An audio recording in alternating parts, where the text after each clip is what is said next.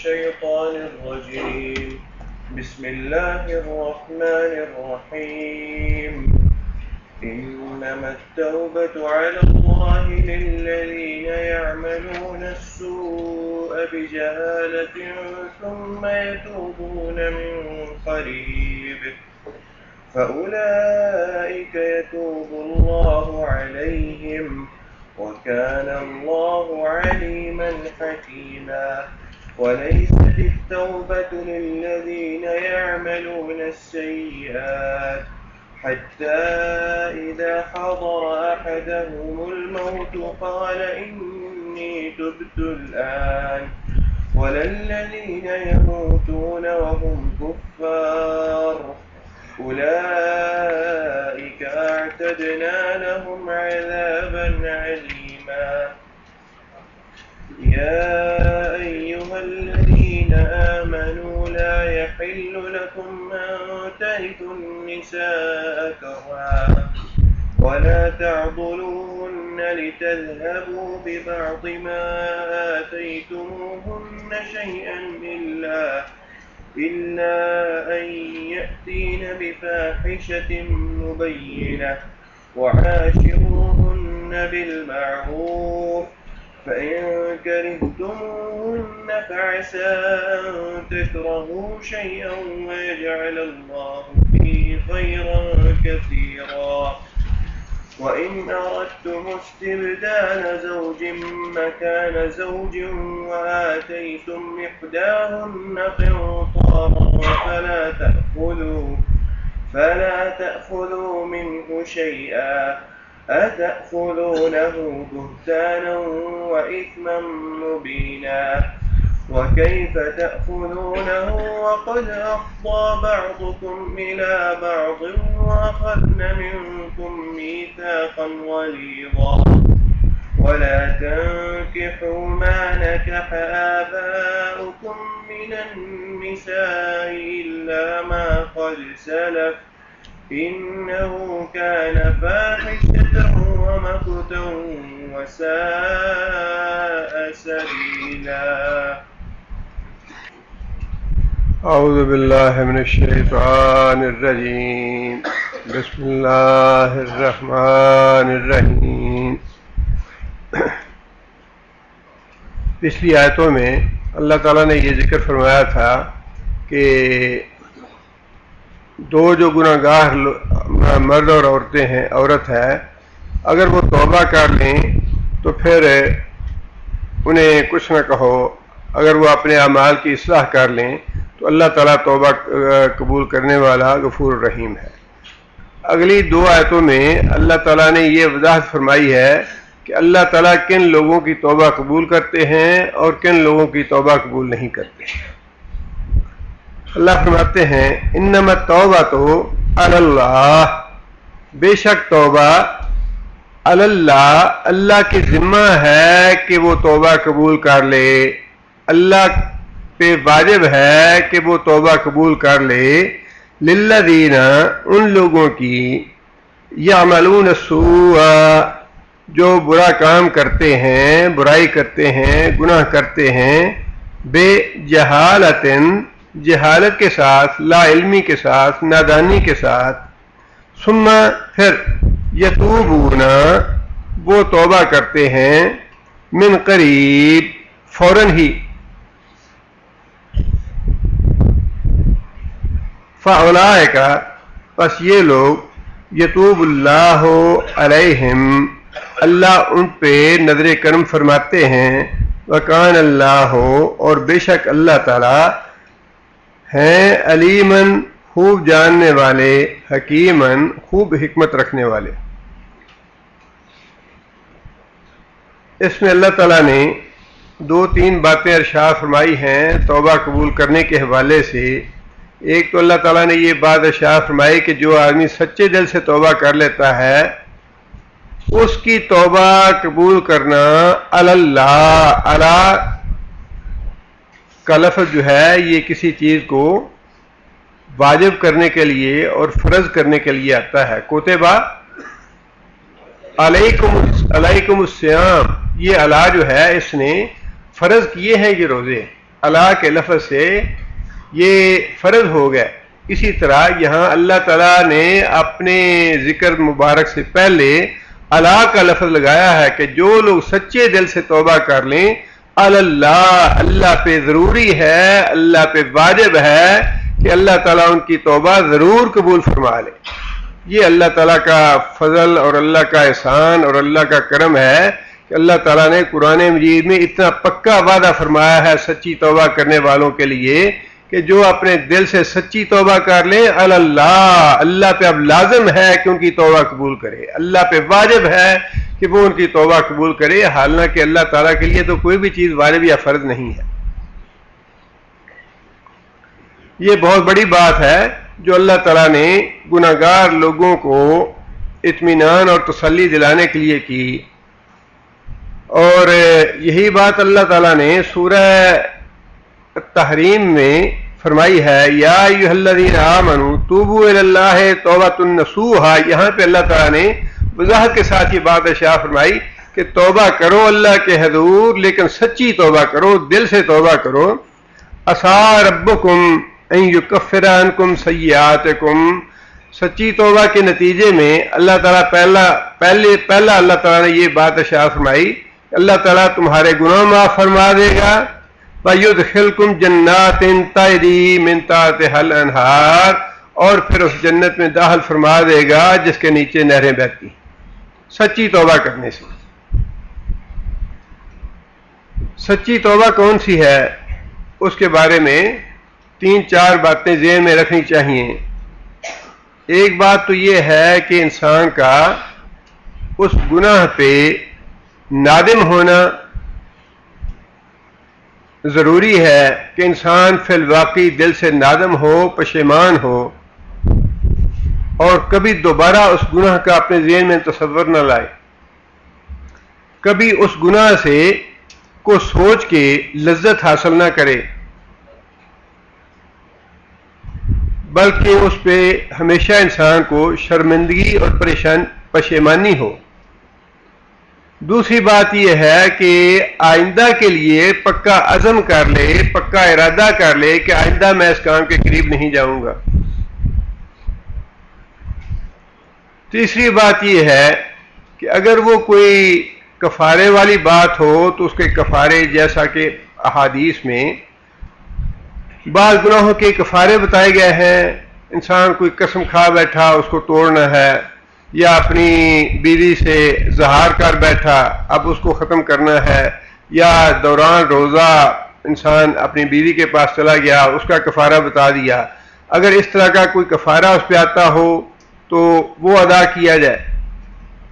اور پھر چوتھی بات یہ ہے کہ اگر اس گناہ میں کسی دوسرے کا حق مارا ہے، کسی کا حق غصب کیا ہے، کسی پہ کوئی ظلم اور زیادتی کی ہے، تو اپنی بھرپور کوشش کرے کہ انسان اس ظلم کی، اس زیادتی کی تلافی کرے، اور اگر ممکن ہو تو اس کا حق اس کو واپس کرے.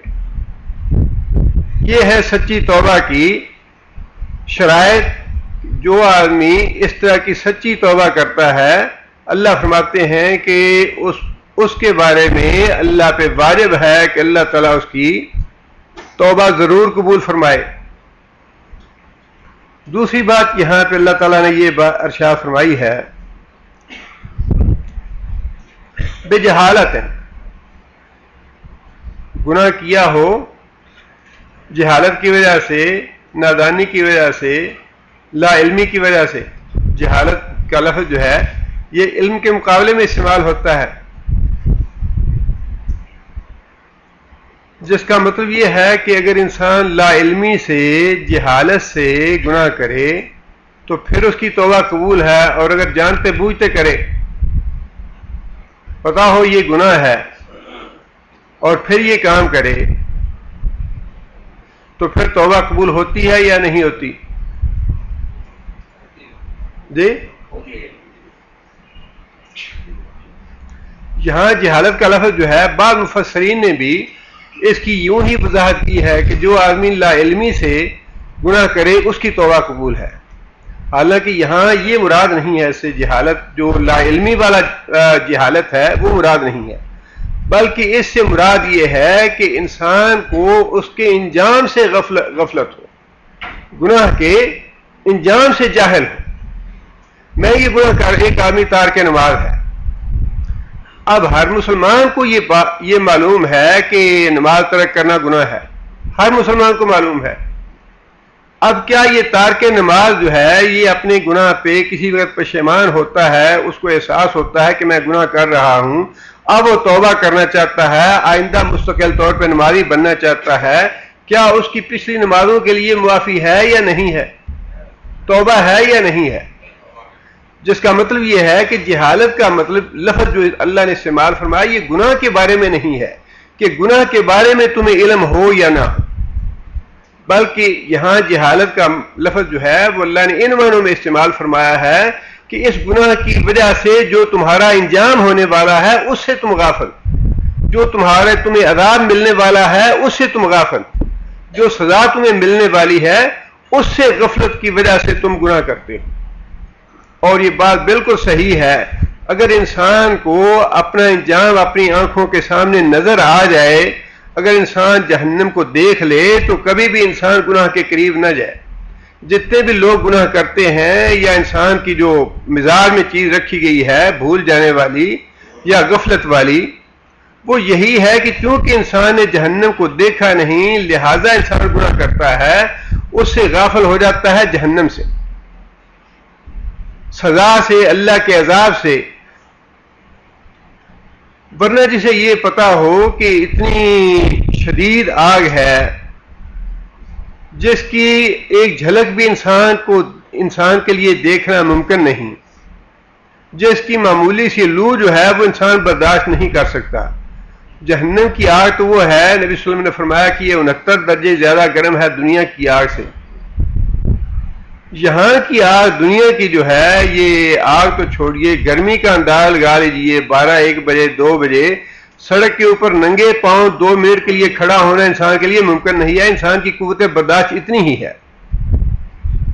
تنور سے نکلی ہوئی تازہ روٹی جو ہے انسان اپنے ہاتھ پہ نہیں رکھ سکتا۔ یہی ہے یہاں جو جہالت کا لفظ ہے، یہ اسی لیے استعمال کیا گیا ہے کہ جہنم کی آگ سے تمہاری غفلت جو ہے اس کی وجہ سے تم گناہ کرتے ہو۔ بعض اوقات تمہیں پتا ہوتا ہے یہ گناہ ہے، بعض اوقات پتا نہیں ہوتا یہ گناہ ہے، لیکن اصل بات تو یہی ہے کہ گناہ کا علم ہوتے ہوئے بھی انسان گناہ کرتا ہے، گناہ کا علم ہوتے ہوئے بھی انسان گناہ کرتا ہے، لیکن اس گناہ کرنے کی وجہ جو ہے وہ ہے جہنم سے غفلت، جہنم کا بھول جانا، جہنم کا انسان کو یاد نہ رکھنا۔ ورنہ جہنم اگر انسان کو یاد رہے تو ممکن نہیں کہ انسان گناہ کا ارتکاب کرے۔ حضرت ابو سفیان ثوری رحمۃ اللہ علیہ کے بارے میں آتا ہے کہ تنور کو دیکھتے آگ بھڑکتی ہوئی، تنور کو دیکھ کے غش کھا جاتے کہ یہ ہے وہ جہنم کی آگ جس میں اللہ نے گناہگار لوگوں کو یا کافروں اور مشرکوں کو ڈالنے کا وعدہ کیا ہے، اعدت للکافرین، کافروں کے لیے تیار کی گئی۔ اور نبی صلی اللہ علیہ وسلم نے خود بھی تو یہ بات ارشاد فرمائی نا کہ وہ آدمی جس کو جہنم یاد ہے وہ کبھی بھی چین کی نیند رات کو سو نہیں سکتا۔ جس کو جہنم کی آگ یاد ہے وہ آدمی کبھی چین کی نیند سو نہیں سکتا۔ اس بات پہ اللہ ناراض نہ ہو جائے، اس بات یہ میں نے مجھ سے گناہ ہو گیا، یہ مجھ سے نافرمانی ہو گئی، اس کے دل میں تو ہر وقت یہی وسوسہ رہے گا، یہ کھٹکا رہے گا کہ کہیں اللہ مجھ سے ناراض نہ ہو جائے، اس بات پہ پکڑ نہ ہو جائے، اس بات پہ عذاب نہ ہو جائے۔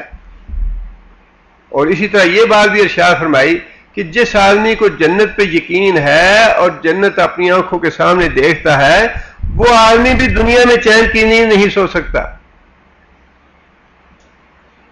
فرمایا کہ ہر آدمی اگر وہ جنت کی طرف جانے والا ہے تو وہ بھی بھاگتا ہے کہ میں جنت حاصل کروں اور اس کے لیے کوشش کروں، اور جو جہنم کو جانتا ہے، جہنم کے بارے میں آگاہ ہے، وہ جہنم سے بچنے کی کوشش کرتا ہے۔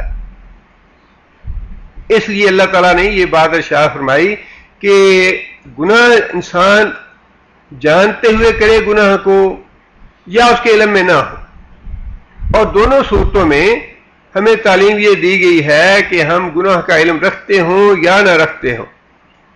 اللہم اغفر لی ما قدمت وما اخرت وما اسررت وما اعلنت وما انت عالم بہ منی۔ کتنے گناہ ہیں، بے شمار گناہ ایسے ہیں جن کا ہمیں احساس نہیں ہوتا یا جن کا ہمیں علم نہیں ہوتا کہ یہ گناہ کر رہے ہیں، لیکن وہ گناہ ہوتا ہے۔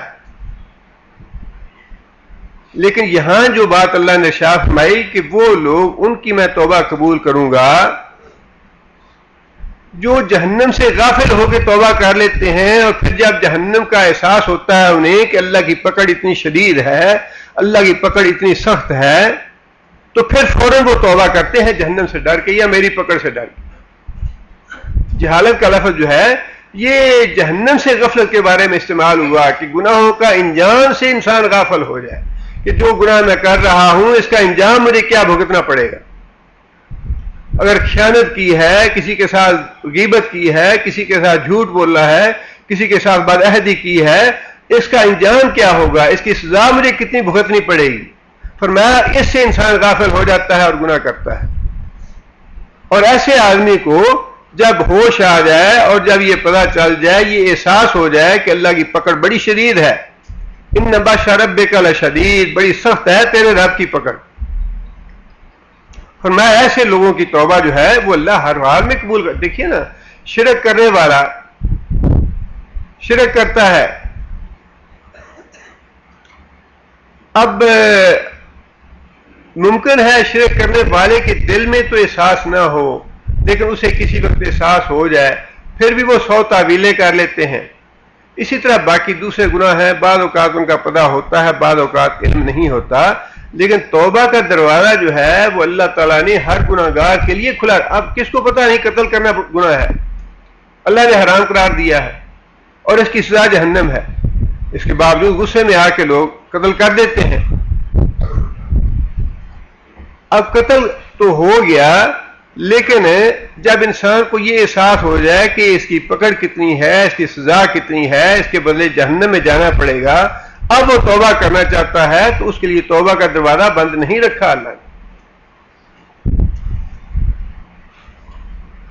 آگے اللہ فرماتے ہیں ثم یتوبون، اور جب ان کو احساس ہو جائے اپنے انجام کا، پھر وہ توبہ کرے من قریب۔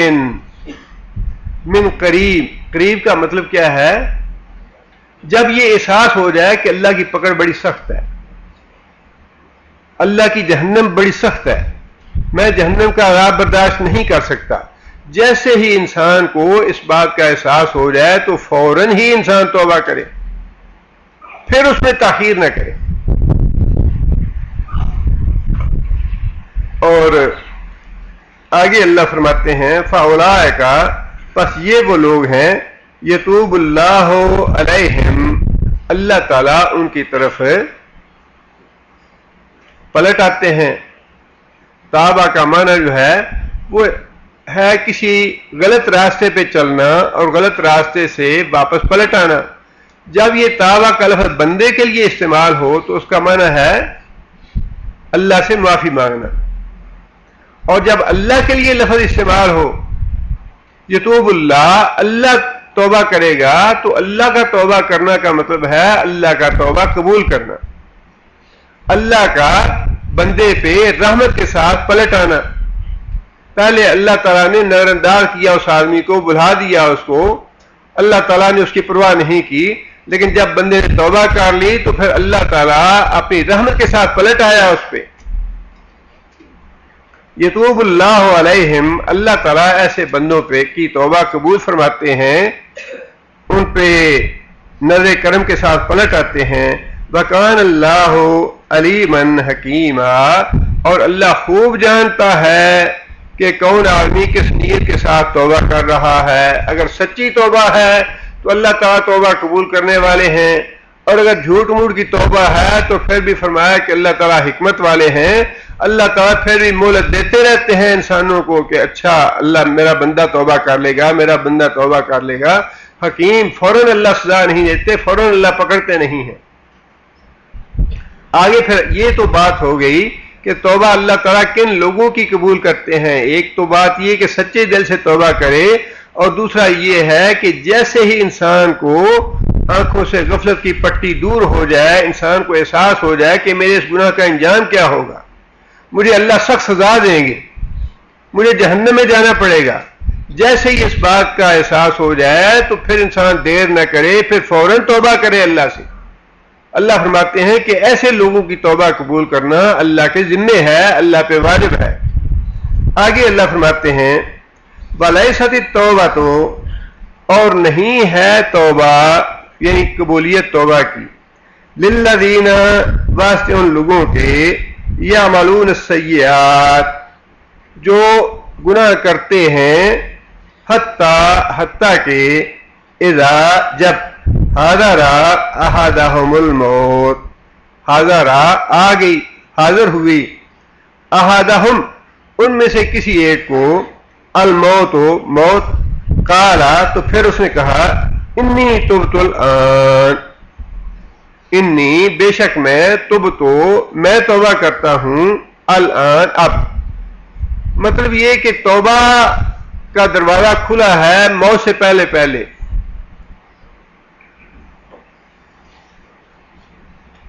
نبی صلی اللہ علیہ وسلم نے فرمایا کہ نزع کی حالت سے پہلے پہلے، نزع کی حالت وہ ہے جب انسان کی، ہم اپنی زبان میں کہتے ہیں کہ آنکھیں تاڑے لگ گئیں، جب انسان اپنی آنکھیں جھپکنی بند کر دیتا ہے. یہ وہ وقت ہوتا ہے جب انسان اپنی آنکھوں سے فرشتوں کو دیکھ لیتا ہے، فرشتے نظر آ جاتے ہیں انسان کو، پھر انسان میں اتنی ہمت بھی نہیں رہتی کہ انسان اپنی آنکھ ہی جھپک لے. اتنا سخت موقع ہے، یہ سخت کٹھن وقت ہے. وہ انسان اپنی آنکھ جھپکنا بھول جاتا ہے جب فرشتوں کو دیکھ لیتا ہے، کھلی کی کھلی رہ جاتی ہیں آنکھیں، حتیٰ کہ جب انسان کی روح نکل جاتی ہے تو حکم یہ ہے کہ اس کی کھلی ہوئی آنکھیں جو ہیں ان کو ایسے بند کر دو. انسان میں اتنی طاقت نہیں رہتی کہ انسان اپنی آنکھیں ہی بند کر سکے. جب وہ وقت آ جائے، اس وقت نبی صلی اللہ علیہ وسلم نے فرمایا کہ جب انسان فرشتوں کو دیکھ لیتا ہے، اپنا انجام اس کے سامنے نظر آ جاتا ہے، جہنم کے فرشتے بھی ہیں، جنت کے فرشتے بھی ہیں. اگر جنت والے فرشتے ہیں تو السلام علیکم آگے کہتے ہیں تو مرنے والے کو پتہ چل جاتا ہے کہ وہ مہمان بن کے اللہ کے پاس جا رہا ہے. اور گناہگار اور فاسق اور فاجر آدمی کو جب آگے تھپڑ مارنے شروع کرتے ہیں تو اس وقت بھی بندے کو پتہ چل جاتا ہے کہ جو کچھ کما کے لے جا رہا ہوں مجرم بن کے اور سزاوار کا مستحق بن کے اللہ کے ہاں جا رہا ہوں. اس لیے اس وقت کی توبہ تو قبول نہیں ہے، اس وقت کا دروازہ جو ہے توبہ کا وہ بند کر دیا اللہ تعالیٰ نے. اور اللہ کے رسول نے بھی فرمایا کہ جب تک نزع کا عالم طاری نہیں ہوتا اس وقت تک توبہ ہے، اس کے بعد توبہ کا دروازہ بند ہے. اور قرآن مجید میں اللہ تعالیٰ نے اس کی مثال بھی دی ہے ہمیں. سورہ یونس میں اللہ تعالیٰ نے فرعون کے غرق ہوتے وقت کا نقشہ بیان فرمایا ہے کہ فرعون جب غرق ہونے لگا، وَجَاوَزْنَا بِبَنِي إِسْرَائِيلَ الْبَحْرَ فَأَتْبَعَهُمْ فرعون، بنی اسرائیل کے لوگوں کو موسیٰ علیہ السلام کے ساتھ ہم نے سمندر جو ہے وہ پار کرا دیا، عبور کر لیا انہوں نے، اور ان کے پیچھے فرعون وَجُنُودُهُ اور اس کا لشکر اور جتنے بھی دشمن تھے وہ سارے کے سارے سمندر پار کرنے کے لیے سمندر میں داخل ہو گئے. حَتَّى إِذَا أَدْرَكَهُ الْغَرَقُ قَالَ آمَنْتُ أَنَّهُ لَا إِلَٰهَ إِلَّا الَّذِي آمنت بہی بنو اسرائیل. اللہ فرماتے ہیں کہ جب فرعون اپنے لشکر کے ساتھ سمندر میں داخل ہوا اور پانی کی موج بڑھ گئی اس کو غرق کرنے کے لیے، غرق ہونے لگا، موت اپنی آنکھوں کے سامنے آ گئی، اپنا انجام نظر آنے لگا، تو کہتا ہے کہ لا الہ الا الذی آمنت بہی بنو اسرائیل، میں بھی اس اللہ ایک اللہ پہ ایمان لاتا ہوں جس پہ بنو اسرائیل ایمان لائے ہیں، جس کی دعوت موسیٰ علیہ السلام دیتے رہے. وَأَنَا مِنَ الْمُسْلِمِينَ اور میں مسلمانوں سے ہوں. انسان کا دماغ جو ہے، انسان کی حیثیت اتنی ہی ہے، دماغ ٹکانے لگاتے اللہ کو دیر نہیں لگتی. ایک لمحے میں اللہ انسان کا دماغ ٹکانے لگانا چاہیں تو فوراً ٹکانے آ جاتا ہے. اور اگر دنیا میں اللہ تعالیٰ جھٹکا نہ دیں، انسان کو ہوش نہ آئے، انسان کی آنکھوں کی پٹی نہ اترے، تو جب موت کا لمحہ آئے گا اس وقت تو پٹی اترنی ہی اترنی ہے کہ کیا کچھ کیا دنیا میں. فرعون جیسا آخر خان جو ہے اس کا دماغ بھی ٹھیک ہو گیا، فوراً ہی کہنے لگا کہ جو بنو اسرائیل کا الہ تھا، جو موسیٰ کا الہ تھا، جس کی موسیٰ دعوت دیتا رہا، جس کا ساری زندگی مقابلہ کرتا رہا، جسے جادوگر کہتا رہا، جسے کاہن کہتا رہا، جسے کذاب کہتا رہا، جسے ساحر کہتا رہا، ساری عمر اس کا مقابلہ کرتا رہا، لیکن جیسے ہی غرق ہونے لگا تو دماغ ٹکانے آ گیا کہ موسیٰ تو سچا تھا. بنو اسرائیل جس الہ کی دعوت دیتے تھے، آمن تو میں اس پہ ایمان لاتا ہوں اور اقرار کرتا ہوں لا الہ الا اللہ، کہ اللہ کے علاوہ کوئی دوسرا معبود نہیں، انا من المسلمین، اور میں مسلمانوں میں سے ہوں. اللہ فرماتے ہیں الآن وقد عصیت قبل وکنت من المفسدین، اب جب تمہارے سامنے سارا نقشہ آ گیا، جب فرشتوں کو دیکھ لیا، مرنے کا وقت آ گیا، تو اب تم ایمان لاتے ہو. وقد عصیت قبل، اور اس سے پہلے تو نافرمانی کرتا رہا میرے پیغمبر کی، بڑے دھڑلے سے نافرمانی کرتا رہا. لوگ بتاتے رہے کہ نماز پڑھو، روزہ رکھو، صدقہ خیرات کرو، بیویوں پہ ظلم نہ کرو، ماں باپ کے ساتھ ظلم نہ کرو، کسی کا حق نہ مارو، رشوت نہ لو، سود نہ لو. یہ ساری باتیں لوگ بتاتے رہے لیکن اس وقت عقل ٹکانے نہیں آئی. اللہ فرماتے ہیں کہ پہلے تم نافرمانی کرتے رہے اور اب ایمان لاتے ہو. وَكُنْتَ مِنَ الْمُفْسِدِينَ، اور تو فساد برپا کرنے والوں تھا، بگاڑ پیدا کرنے والوں میں سے تو ہی تھا. تو نے ساری قوم کا بیڑا غرق کیا، ساری قوم کو تباہ کیا تم نے، اور اب ایمان لانے کی بات کرتے ہو. اللہ فرماتے ہیں فَالْيَوْمَ نُنَجِّيكَ بِبَدَنِكَ لِتَكُونَ لِمَنْ خَلْفَكَ آیَةً وَإِنَّ كَثِيرًا مِّنَ النَّاسِ عَنْ آیَاتِنَا لَغَافِلُونَ. فرمایا کہ آج تو ہم تمہیں عبرت کا نشان بنا دیں گے ساری دنیا کے لیے. توبہ کا دروازہ بند ہو گیا، اب تو ہماری پکڑ ہے، ہماری سزا ہے، ساری دنیا کے لیے، قیامت تک کے لیے تمہیں نشان عبرت بنا دیں گے. اور آگے اللہ فرماتے ہیں کہ فرعون کی طرح ہی بے شمار لوگ دھوکے میں پڑے ہوئے ہیں اور ہمارے احکام سے غافل. جس طرح فرعون اکڑ بنا ہوا تھا، کرسی پہ بیٹھ کے دماغ ٹکانے نہیں رہا اور اللہ واللہ کے رسول کا نافرمان بن گیا. فرمایا کہ اکثریت لوگوں کی ایسی ہی ہے. جب اللہ صحت دیتے ہیں، اللہ جوانی دیتے ہیں، اللہ دولت دیتے ہیں، اللہ اقتدار اور منصب دیتے ہیں، تو فرمایا کہ اکثریت جو ہے وہ غافلوں کی اور اکڑ خاں بن جاتی ہے، اللہ کی نافرمان بن جاتی ہے. اس لیے اللہ تعالیٰ نے یہ بات ارشاد فرمائی وَلَيْسَتِ التَّوْبَةُ لِلَّذِينَ يَعْمَلُونَ السَّيِّئَاتِ، توبہ ان لوگوں کے لیے بالکل نہیں ہے جو ساری زندگی گناہ کرتے رہیں اور اس پہ بالکل پشیمانی نہ ہو، اللہ کے رسول کی ڈٹ کے نافرمانی کرتے رہیں. حَتَّى إِذَا حَضَرَ أَحَدَهُمُ الْمَوْتُ، اور پھر جب موت کا وقت آ جائے قَالَ إِنِّي تُبْتُ الْآنَ، تو پھر کہے کہ اچھا جی میں تو توبہ کرتا ہوں. وَيَقُولُونَ مَتَىٰ هَٰذَا الْفَتْحُ إِن كُنتُمْ صَادِقِينَ، اے محمد صلی اللہ علیہ وسلم، لوگ آپ سے مزاح کے طور پہ پوچھتے ہیں کہ اچھا جی بتائیے تو صحیح کہ وہ قیامت کب آئے گی، وہ سزا کب ملے گی، وہ جہنم کب ہم دیکھیں گے. مَتَىٰ هَٰذَا الْفَتْحُ إِن كُنتُمْ صَادِقِينَ قُلْ يَوْمَ الْفَتْحِ لَا يَنفَعُ الَّذِينَ كَفَرُوا إِيمَانُهُمْ.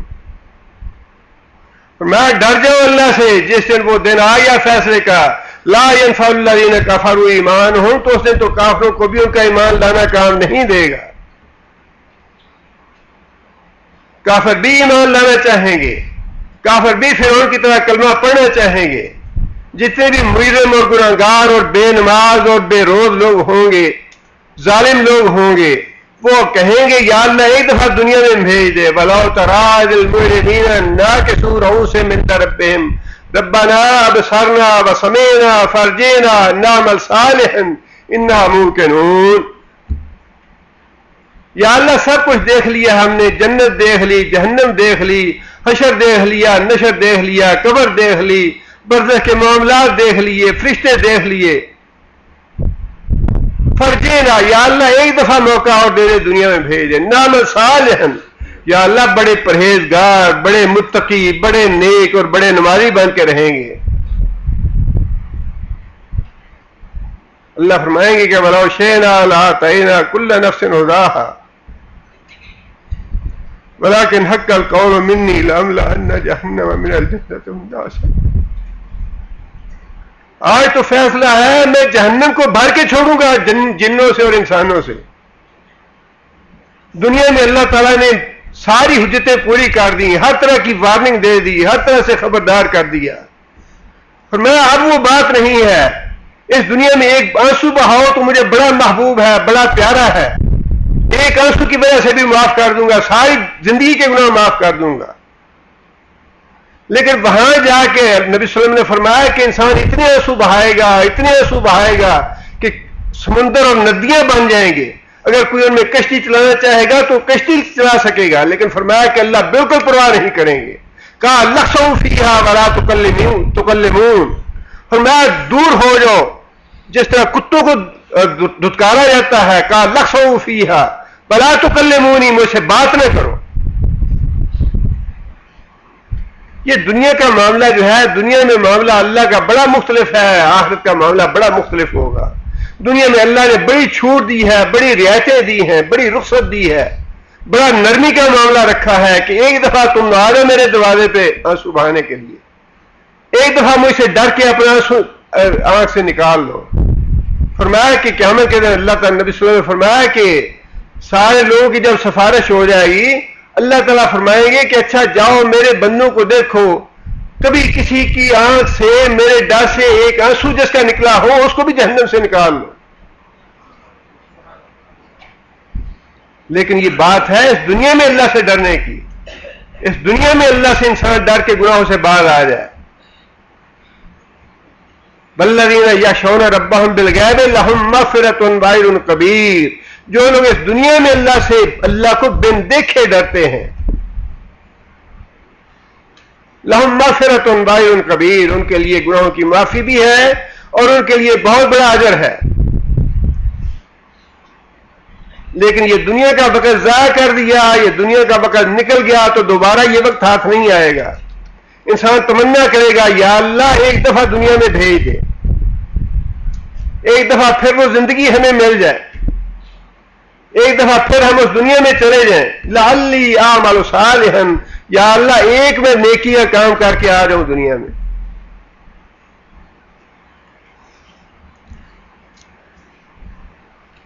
آگے اللہ فرماتے ہیں کہ وَلَلَّذِينَ يَمُوتُونَ وَهُمْ كُفَّارٌ، اور نہ ہی توبہ ان لوگوں کے لیے ہے جن کو موت آ جائے اور وہ حالت کفر میں ہو۔ جو کافر ہے اس کے لیے بھی توبہ نہیں، اور جو مسلسل گناہ کرتا چلا جا رہا ہے، اللہ کو جانتا ہے، رسول کو جانتا ہے، قرآن کو جانتا ہے، اس کے باوجود گناہوں سے باز نہیں آ رہا، گناہوں کی حالت میں ہی اس کو موت آ گئی، گناہوں کی حالت میں ہی اس کو موت آ گئی۔ ایسی عادت پڑ گئی داڑھی منڈانے کی، ایسی عادت پڑ گئی داڑھی منڈانے کی، داڑھی منڈاتے منڈاتے موت آ گئی، کیا کرو گے؟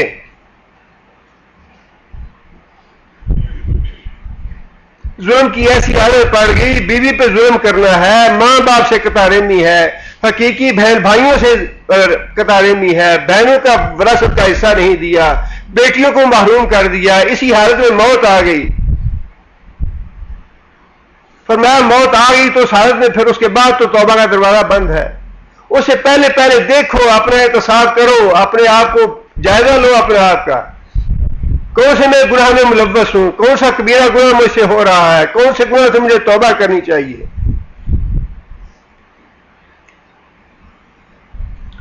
اولئک اعتدنا لهم عذابا الیما، یہ وہ لوگ ہیں جن کے لیے ہم نے دردناک عذاب تیار کر رکھا ہے، جن کی توبہ اللہ نے قبول نہیں کرنی، کافر اور مشرک کی توبہ، اور جو اپنی موت تک مسلسل کبیرہ گناہوں میں مبتلا ہے،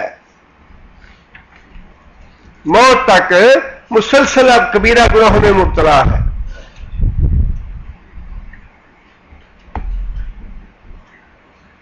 یہ سورہ جو ہے نساء شروع سے ہی زمانہ جاہلیت کے جو بعض کام تھے یا جو غلط روایت تھے، گناہ کی باتیں تھیں، ان کی تصحیح کے لیے اور ان کو صحیح کرنے کے لیے اللہ تعالیٰ نے احکام دیے ہیں۔ جو زمانہ جاہلیت کے گناہ تھے یا رسم و رواج تھے، ان میں سے ایک رسم و رواج یہ بھی تھا کہ شوہر جب فوت ہو جاتا تو بیوی جو تھی، بیوہ، وہ سسرال والوں کی وراثت شامل ہوتی تھی۔ وراثت مطلب یہ کہ اب اس کو اس بات کی اجازت نہیں تھی کہ وہ اپنے میکے چلی جائے، بلکہ وہ سسرال والوں کی وراثت شمار ہوتی تھی، اس کی جان بھی اور اس کا مال بھی۔ اور سسرال والوں کو اس بات کا پورا اختیار تھا کہ اگر چاہیں تو اپنے گھر کے ہی کسی دوسرے مرد کے ساتھ اس کی شادی کریں، عورت خواہ چاہے یا نہ چاہے۔ اگر سسرال والے چاہیں تو اس کی شادی کسی اپنے خاندان کے دوسرے مرد سے کر دیں، اور اگر وہ چاہیں تو اس کی شادی کسی جگہ بھی نہ کریں، ایسے ہی اس کو بٹھائے رکھیں، اس کے مال پہ بھی قبضہ، اس کی جان پہ بھی قبضہ۔ جیسا مال جو ہے وہ وراثت میں آتا ہے، اسی طرح عورت جو ہے وہ وراثت بن جاتی شوہر کی وفات کے بعد۔ یہ بہت بڑا ظلم تھا، اس لیے اللہ تعالیٰ نے اس باطل رسم کو ختم فرمایا اور تردید فرمائی اس کی کہ یہ درست نہیں ہے، یہ غلط بات ہے، یہ ظلم کی بات ہے۔ یا ایھا الذین آمنوا، اے لوگو جو ایمان لائے ہو، لا یحل لکم، تمہارے لیے یہ حلال نہیں، تمہارے لیے یہ جائز نہیں، ان ترثوا النساء کرہن، ان ترثوا النساء کہ عورتوں کو وراثت بنا لو، وارث بن جاؤ ان کے، تم وارث بن جاؤ عورتوں کے، کرہن جبر کے ساتھ۔ مطلب یہ کہ یہ ہے ہی ظلم، کسی کو اپنا زبردستی مملوک بنا لینا اور خود اس کا مالک بن جانا، یہ ہے ہی جبر اور ظلم۔ اس لیے اللہ تعالیٰ نے فرمایا کہ ظلم کے ساتھ اور جبر کے ساتھ عورتوں کو اپنی وراثت نہ بنا لو، ان کے وارث خود نہ بن بیٹھو۔ اور دوسری بات یہ فرمائی وَلَا تَعْضُلُوهُنَّ، اور نہ روک لو ان کو، یعنی ان کا جب شوہر فوت ہو جائے تو ان کو روکو نہ، لِتَذْهَبُوا بِبَعْضِ مَا آتَيْتُمُوهُنَّ إِلَّا أَن يَأْتِينَ بِفَاحِشَةٍ مُبَيِّنَةٍ۔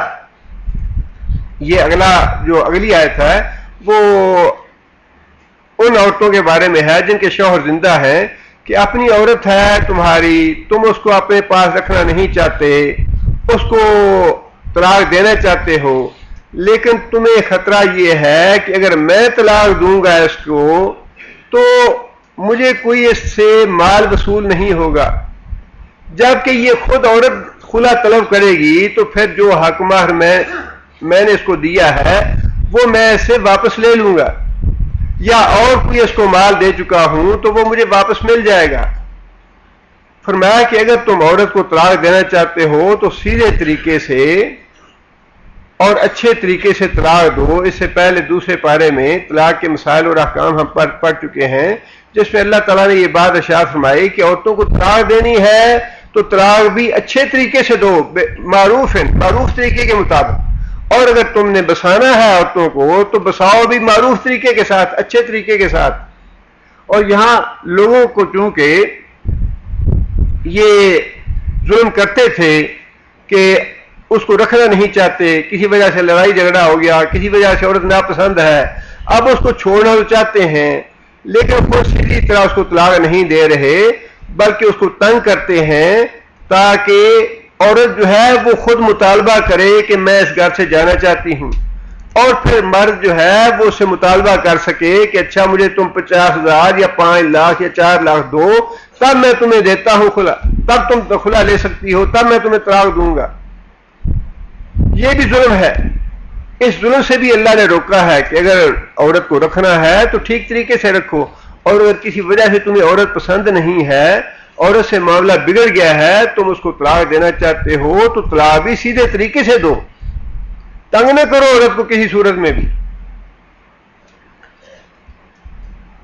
بِبَعْضِ مَا آتَيْتُمُوهُنَّ لِتَذْهَبُوا وَلَا تَعْضُلُوهُنَّ، اور نہ روکو عورتوں کو یعنی اپنی بیویوں کو، لِتَذْهَبُوا تاکہ تم ان سے لے سکو، بِبَعْضِ کچھ حصہ، ما اس چیز کا جو آتَيْتُمُوهُنَّ تم نے ان کو دیا، یعنی حق مہر ہو یا اپنی پچھلی زندگی میں کوئی ہدیہ دیا ہو یا کوئی مال ہبہ کیا ہو، تحفہ دیا ہو، جو بھی چیز دی ہو، اب تم بہانے اس کو واپس لینا چاہتے ہو.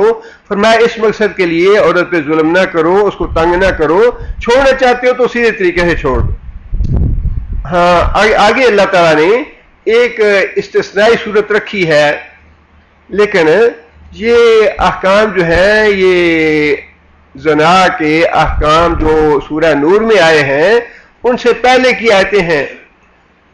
فرمایا کہ اللہ، ہاں ایک صورت ہے ان عورتوں سے حق مہر واپس لینے کی یا جو تم نے مال ان کو دیا واپس لینے کی ایک صورت ہے. وہ صورت کیا ہے؟ ان یاتین بفاحشۃ مبینہ، ان یاتین کہ وہ عورتیں مرتکب ہوں یا آئیں، بفاحشۃ مبینہ کھلی بدکاری کریں، تو پھر تمہیں اس بات کا حق ہے کہ تم ان سے اپنا حق مہر واپس لے لو، یا جو مال یا جو ہدیہ یا تحفہ تم نے دیا ہے ان کو پھر تم واپس لے سکتے ہو کہ میرا تم سے کوئی تعلق نہیں اور تم اس گناہ میں ملوث ہو گئی ہو، لہذا میں تمہارے ساتھ نہیں رہنا چاہتا. اس صورت میں اللہ تعالیٰ نے اس بات کی رخصت دی ہے کہ تم اپنا مال ان سے واپس لے سکتے ہو. لیکن آگے پھر اللہ تعالیٰ نے وہی بات ارشاد فرمائی جو اصل مطلوب ہے، اور وہ بات مطلوب یہ ہے کہ عاشروہن، معاشرت کہتے ہیں مل جل کے رہنے کو، عاشروہن اور زندگی گزارو ان کے ساتھ، بالمعروف نیکی کے ساتھ، معروف طریقے کے ساتھ اپنی بیویوں کے ساتھ رہو. اصل چیز یہی ہے کہ انہیں ان پہ ظلم نہ کیا جائے کسی صورت بھی. چھوڑنا ہے تب بھی آسن طریقے سے چھوڑو، اور رکھنا ہے تب بھی آسن طریقے سے رکھو. اور اس کے بارے میں رسول اکرم صلی اللہ علیہ وسلم نے دو طرح کے احکام دیے ہیں. ایک تو مالی امور سے متعلق ہے. مالی امور سے متعلق نبی صلی اللہ علیہ وسلم نے یہ حکم دیا کہ عورت کا جتنا بھی نان و نفقہ ہے وہ مرد کے ذمے ہے. جیسا وہ خود کھاتا پیتا ہے ویسا ہی عورت کو کھلائے پلائے، جیسا ہی خود پہنتا ہے ویسا ہی عورت کو پہنائے، جس جگہ خود رہتا ہے اسی جگہ عورت کو رکھے. دوسری بات ہے انسان کے عزت نفس کی، اور اس بارے میں بھی رسول اکرم صلی اللہ علیہ وسلم نے یہ وضاحت فرمائی ہے. 3-4 باتیں نبی صلی اللہ علیہ وسلم نے فرمائی ہیں. ایک تو یہ ہے کہ اگر بیوی سے کسی وجہ سے لڑائی جھگڑا ہے یا کوئی غصے کا معاملہ ہو گیا ہے تو فرمایا کہ چہرے پہ نہ مارا جائے عورت کے، اور چہرے پہ مارنے سے ویسے بھی بیوی کے علاوہ بھی کسی بھی چھوٹا ہو بڑا ہو بچہ ہو غلام ہو چہرے پہ مارنے سے منع فرمایا گیا ہے. اور مسلم شریف کی حدیث میں اس کی وضاحت ہم نہیں کر سکتے، اور اس کی شرح جو ہے اللہ ہی بہتر جانتے ہیں، لیکن مسلم شریف کی حدیث میں یہ بات ہے اللہ نے بندے کو اپنی شکل پہ بنایا ہے. اس کا بالضبط کیا مفہوم ہے اللہ ہی بہتر جانتے ہیں، لیکن مراد سے وہی ہے کہ لقد خلقنا الانسان فی احسن تقویم، ہم نے انسان کو بہترین ساخت دی ہے، اس کو بہترین ہم نے چہرہ مورا دیا ہے.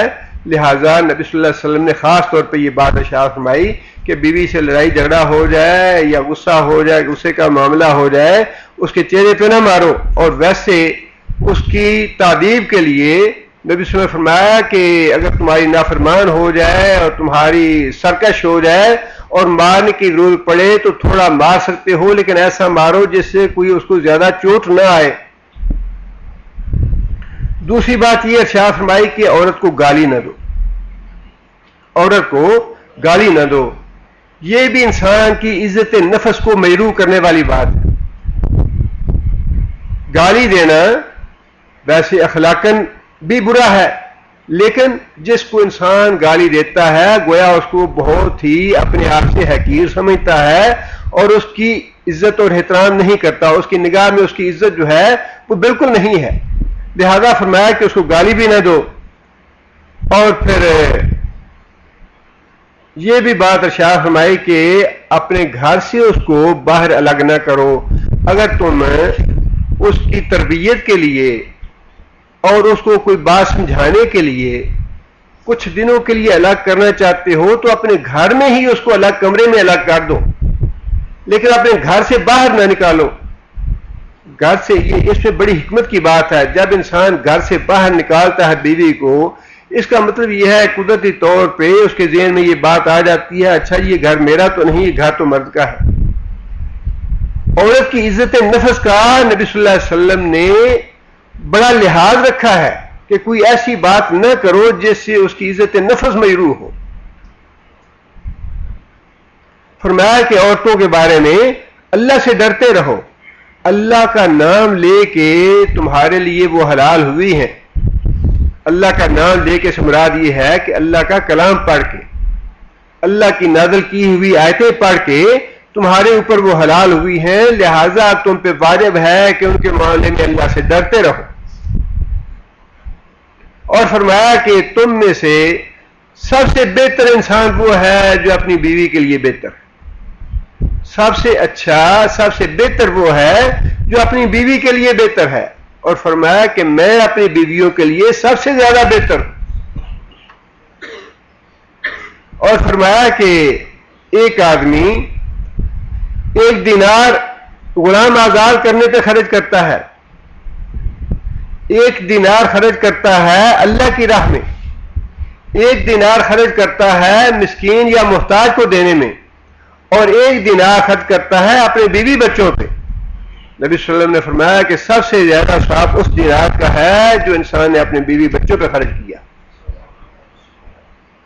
بشرطے کہ انسان کی نیت یہ ہو کہ انسان اللہ کے لیے خرچ کر رہا ہے، یہ اللہ کو راضی کرنے کے لیے کر رہا ہے۔ اس لیے اللہ نے حکم یہ دیا کہ عورتوں پہ ظلم نہ کرو، اور ظلم کی یہ جو صورت ہے کہ اس کو تم اس لیے طلاق نہ دو کہ یہ خود طلاق مانگے مجھ سے، اور جب خود طلاق مانگے گی تو اس سے میں کچھ مال وصول کر لوں گا۔ یہ ظلم نہ کرو، طلاق دینی ہے تو سیدھے طرح سے اس کو طلاق دے دو، اور اگر اس کو رکھنا ہے تو عاشروہن بالمعروف، تو معروف طریقے سے نیکی کے ساتھ اس کو اپنے گھر میں بساؤ۔ آگے اللہ فرماتے ہیں فَإِنْ كَرِهْتُمُوهُنَّ، آگے اگلی آیت میں اللہ تعالیٰ نے یہ بات ارشاد فرمائی ہے کہ اگر کسی وجہ سے تم اپنی بیوی کو ناپسند کرتے ہو تو پھر بھی فوراً طلاق کا فیصلہ نہ کرو۔ اگر بیوی کو ناپسند کرتے ہو تو پھر بھی فوراً طلاق کا فیصلہ نہ کرو، تھوڑا صبر کرو، انتظار کرو، 1-2 سال دیکھو اس کو، اس لیے کہ فوری طور پہ جب مرد اور عورت اکٹھے ہوتے ہیں تو ان کی خوبیوں اور خامیوں کا صحیح اندازہ انسان نہیں کر پاتا۔ بہت سی خوبیاں ایسی ہوتی ہیں، بہت سے اوصاف ایسے ہوتے ہیں خواہ وہ مرد کے ہوں یا عورت کے، جن کا اظہار انسان 6 مہینے، سال یا 2 سال، بعض اوقات 5-10 سال کے بعد کرتا ہے کہ اس میں تو بڑی خوبیاں ہیں، اس میں تو بڑی خیر ہے۔ لہذا اللہ نے فرمایا کہ اگر تمہیں فوری طور پہ عورت کی کوئی چیز ناپسند بھی آئے تب بھی فوراً طلاق کا فیصلہ نہ کرو۔ اللہ نے فرمایا کہ فَإِنْ كَرِهْتُمُوهُنَّ، اگر تم اپنی بیویوں کو ناپسند کرتے ہو، فَعَسَىٰ، تو پھر عین ممکن ہے کہ صورتحال یوں ہو، أَن تَكْرَهُوا شَيْئًا، کہ تم ایک چیز کو ناپسند کرو، وَيَجْعَلَ اللَّهُ فِيهِ خَيْرًا كَثِيرًا، وَيَجْعَلَ اللَّهُ، اور اللہ کر دے، فِيهِ، اس میں، خیرن بھلائی کثیرن بہت زیادہ بعید نہیں. اب دیکھیے نا ایک تو یہ بات ہے کہ اللہ تعالیٰ یوں فرماتے کہ اگر تم اپنی بیوی کو ناپسند کرتے ہو تو ممکن ہے کہ اس بیوی کی اور کچھ عادتیں دیکھو اور اس میں خیر اور بھلائی کی باتیں بھی تمہیں معلوم ہو جائیں. لیکن اللہ نے یہ نہیں فرمایا بلکہ یہ فرمایا ہے کہ اگر تم ناپسند کرتے ہو تو تھوڑا صبر کرو.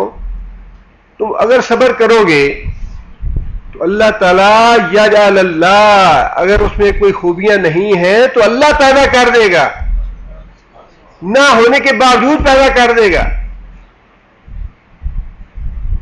یہ نظام جو ہے نا خاندانی نظام، بڑی خیر و برکت ہے اس میں، بڑا اللہ کا انعام ہے مسلمانوں پہ خاندانی نظام.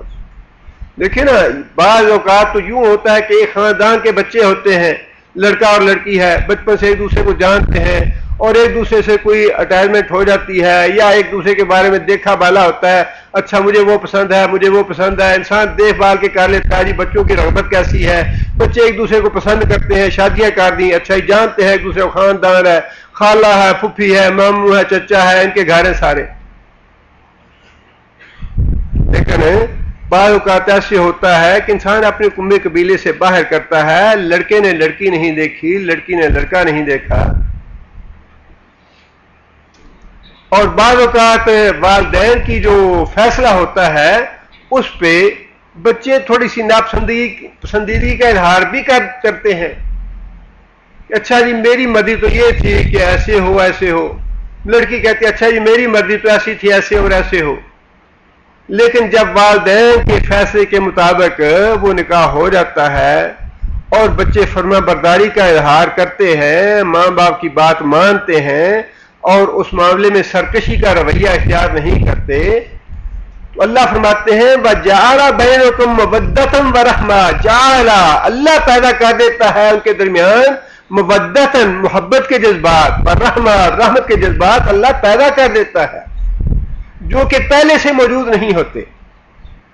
یہ ہے نتیجہ اللہ اور اللہ کے رسول کی اطاعت کا کہ تمہارے والدین ہیں، تمہارے محسن ہیں، اور جو فیصلہ تمہارے والدین نے کیا ہے اپنے والدین کے فیصلے پہ آمنا صدقنا کہو، اپنے فیصلے کو بلا چونو چرا تسلیم کر لو. اللہ فرماتے ہیں کہ اپنے والدین کی فرما برداری کرتے ہوئے تم نے ماں باپ کی بات مان لی. وَجَعَلَ بَيْنَكُمْ مَوَدَّةً وَرَحْمَةً. اللہ نے لڑکے اور لڑکی کے درمیان اپنی طرف سے محبت اور رحمت کے جذبات پیدا کر دیے. اللہ اور اللہ کے رسول کی فرما برداری میں خیر ہی خیر ہے. انسان خواہ عارضی طور پہ وقتی طور پہ کسی چیز میں دیکھے کہ میرا نقصان ہو رہا ہے یا میری ناپسندیدگی والا کوئی معاملہ ہے تو پھر بھی انسان کو خاموشی اور سکوت اختیار کرنی چاہیے. اللہ کے لیے یہ مشکل نہیں ہے کہ اللہ تعالیٰ اسی میں خیر اور بھلائی ڈال دے. اور وہی اللہ یہاں بات ارشاد فرما رہے ہیں اگر تم ایک بیوی کو ناپسند کرتے ہو تو جلدی نہ کرو، صبر سے کام لو، انتظار کرو. اور تمہارے صبر سے کام لینے کے نتیجے میں کیا ہوگا؟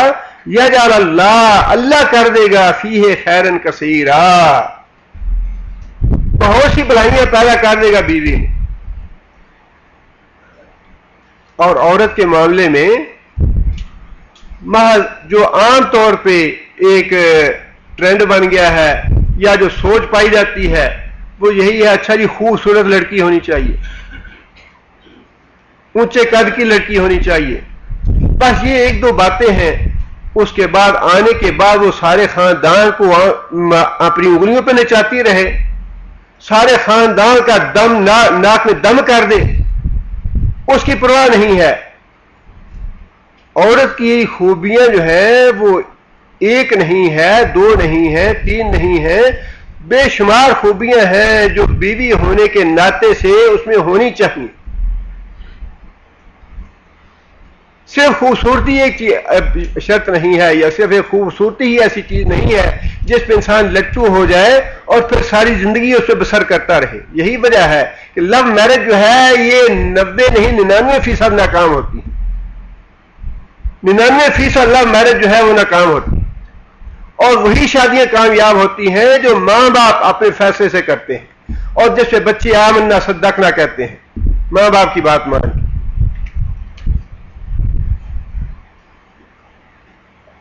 بیوی میں قناعت ہونی چاہیے، اور جیسا کہ میں نے عرض کیا کہ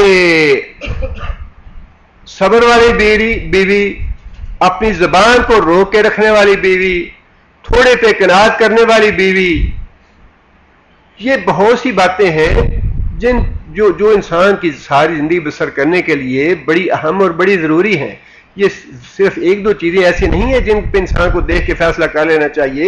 اس لیے اللہ تعالیٰ نے فرمایا ہے کہ اگر تمہیں کوئی ایک آدھ چیز ناپسند ہے تو تھوڑا صبر کرو، صبر کرو گے تو اللہ تعالیٰ اس میں خوبیاں پیدا کر دے گا۔ اور یہی بات نبی صلی اللہ علیہ وسلم نے بھی ارشاد فرمائی ہے، فرمایا کہ یہ پسلی کی طرح ہے، عورت پسلی ٹیڑھی ہوتی ہے، اور فرمایا کہ اس کو سیدھا کرنے کی کوشش نہ کرو، سیدھا کرنے کی کوشش کرو گے تو ٹوٹ جائے گی، یہ جیسی ہے ویسے ہی رہنے دو، اس کے ساتھ اسی طرح نباہ کرو۔ اور اگر کوئی چیزیں ناپسند ہیں، نبی صلی اللہ علیہ وسلم نے بھی یہ بات ارشاد فرمائی، اگر تمہیں کوئی ایک اس کی بات ناپسند ہے عورت کی تو دوسری پسند بھی آئے گی۔ اور یہی بات اللہ نے فرمائی کہ اگر تم اس کی کچھ چیزیں ناپسند کرتے ہو تو صبر سے کام لو، فوراً طلاق کا فیصلہ نہ کرو، اللہ تعالیٰ اپنے فضل و کرم سے، اپنی رحمت سے اس میں کچھ اور خیر اور بھلائی کی باتیں پیدا کر دے گا۔ آگے پھر اللہ فرماتے ہیں وَإِنْ أَرَدْتُمْ، یہ بات تو تھی طلاق سے روکنے والی، رغبت تو یہ دلائی کہ طلاق نہ دو اور انتظار کرو، اللہ خیر اور بھلائی پیدا کر دے گا۔ لیکن اب اگر معاملہ جو ہے وہ حد سے گزر گیا، ایک انسان فیصلہ ہی کر لیتا ہے کہ نہیں جی اب تو معاملہ میرے بس سے باہر ہے، میں تو طلاق ہی دینا چاہتا ہوں، اس صورت میں اللہ تعالیٰ فرماتے ہیں ان اردتم، اگر تم نے ارادہ کر لیا استبدال، بیوی کو بدلنے کا، کہ اب اس کو میں طلاق دیتا ہوں، اس کی جگہ پہ دوسری بیوی لاتا ہوں، زوجن مکان زوج، ایک بیوی کی جگہ پہ دوسری بیوی کو لانے کا تم نے فیصلہ کر لیا، اللہ فرماتے ہیں وآتیتم احداہن قنطارا، وآتیتم، اور تم دے چکے، احداہن، ان میں سے کسی ایک کو، یعنی اپنی جو پچھلی بیوی ہے جس کو تم طلاق دینا چاہتے ہو، اس کو تم نے، جب تم راضی بازی تھے، جب تم خوش باش تھے، آپس میں تعلقات اچھے تھے، اس زمانے میں قنطارن، تم اس کو دے چکے ہو خزانہ، بہت زیادہ مال، خواہ وہ حق مہر کا مال ہے یا ویسے ہدیہ کا مال ہے، ہبہ کا مال ہے، اللہ فرماتے ہیں کہ اگر تم اس کو خزانہ بھی بخش چکے ہو،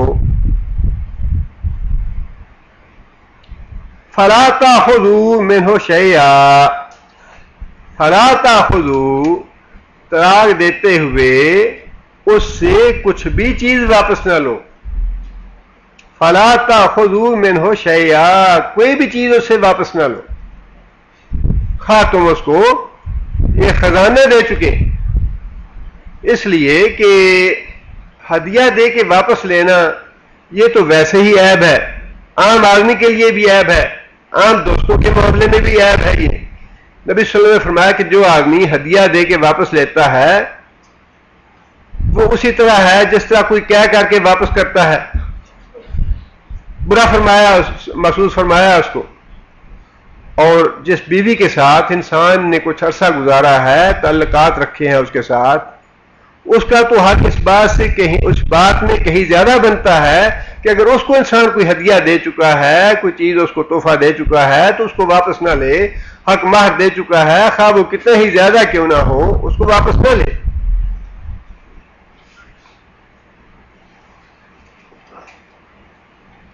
اس سے یہ بات بھی معلوم ہو جاتی ہے کہ حق مہر جو ہے اس کی مقدار معین نہیں ہے، حق مہر کی مقدار جو ہے معین نہیں ہے۔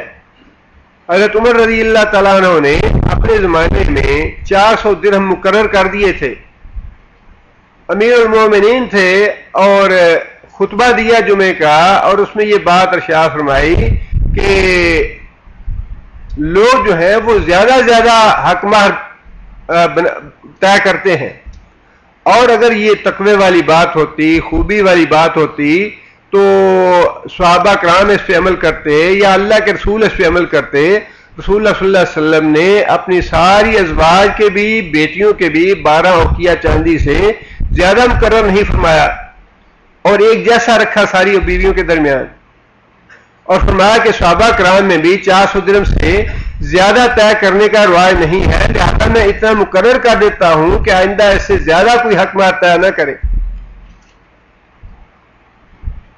جب جمعہ ختم کر کے باہر نکلے تو عورت نے پکڑ لیا، بوڑھی عورت نے کہنے لگی کہ امیر المومنین تم نے حق مار مقرر کر دیا ہے 400 دینار؟ کہنے لگے ہاں میں نے مقرر کر دیا ہے۔ عورت کہنے لگی کہ تم نے کتاب و سنت کے خلاف فیصلہ کیا ہے، اللہ کے حکم کے خلاف تم نے فیصلہ کیا ہے۔ حضرت عمر کہنے لگے کس طرح؟ عورت نے یہی آیت پڑھی کہ اللہ یہ فرماتے ہیں وَآتَيْتُمْ إِحْدَاهُنَّ قِنطَارًا فَلَا تَأْخُذُوا مِنْهُ شَيْئًا، اگر تم اس کو حق مار میں خزانہ بھی دے چکے ہو تو طلاق دیتے ہوئے اس سے کچھ بھی واپس نہ لو۔ تو یہاں خزانے کا ذکر ہے قرآن میں، تم نے مقرر کیوں کیا ہے؟ حضرت عمر رضی اللہ تعالیٰ عنہ نے فوراً اس بات کو قبول فرمایا اور کہنے لگے کہ استغفر اللہ، میں اللہ سے معافی کا طلبگار ہوں، مجھ سے تو سارے دوسرے لوگ زیادہ دین سے واقف ہیں۔ یہ دیکھیے امیر المومنین ہیں، قطعاً اس کو اپنی ناک کا مسئلہ نہیں بنایا، اپنی عزت کا مسئلہ نہیں بنایا یا اپنے وقار کا مسئلہ نہیں بنایا۔ یہی ہے تقویٰ، اسی میں اللہ کی رضا ہے کہ جب انسان کو یہ پتہ چل جائے کہ میں غلط کام کر رہا ہوں اور کوئی آدمی ٹوک دے کہ یہ تمہاری غلطی ہے، یہ کتاب و سنت کے خلاف ہے، ایمان کا تقاضا یہی ہے کہ انسان فوراً اس کو قبول کر لے۔ اس میں ہیٹ میٹ کرنا، اس میں ادھر ادھر کی باتیں کرنی، اس کی تعویلیں کرنی یا اس کو ٹالنے کی کوشش کرنا، یہ ساری ایمان کی باتیں نہیں ہیں۔ ایمان کی بات یہ ہے کہ جب انسان کو پتہ چلے اللہ اور اللہ کے رسول کی بات یہ ہے تو انسان فوراً اس کو قبول کر لے۔ فوراً حضرت عمر رضی اللہ تعالیٰ عنہ دوبارہ ممبر پہ گئے اور جا کے یہ بات اشاعت فرمائی کہ لوگوں میں نے تمہیں یہ بات کہی تھی، میری بات غلط ہے، عورت نے مجھے بتایا ہے اور عورت کی بات صحیح ہے۔ یہ مسئلہ یوں ہی ہے کہ جو آدمی جتنا بھی حق مار دینا چاہے وہ دے سکتا ہے۔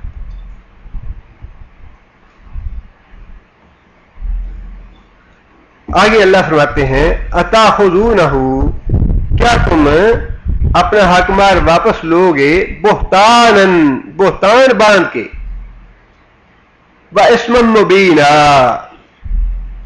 اور کھلا گناہ کر کے۔ بہتان کیا ہے؟ پچھلی آیت میں اللہ تعالیٰ نے حق مار واپس لینے کی ایک شرط رکھی تھی۔ پچھلی آیت میں اللہ تعالیٰ نے حق مار واپس لینے کی ایک شرط رکھی تھی، وہ کیا شرط تھی؟ یاتینا بفاحشۃ مبینہ، اگر وہ بدکاری کھلی کھلی کریں تو پھر تمہیں حق ہے وہ واپس لے لو۔ یہاں فرمایا کہ وہ تو نیک پاک ہے، بدکار نہیں ہے، زانی نہیں ہے، کیا اب تم اس پہ بہتان لگاؤ گے کہ تم زانیہ ہو؟ کیا تم اپنی طلاق جس کو دینے والے ہو اس پہ یہ بہتان لگاؤ گے کہ تم بدکار ہو تاکہ اپنے مال اسے واپس لے سکو؟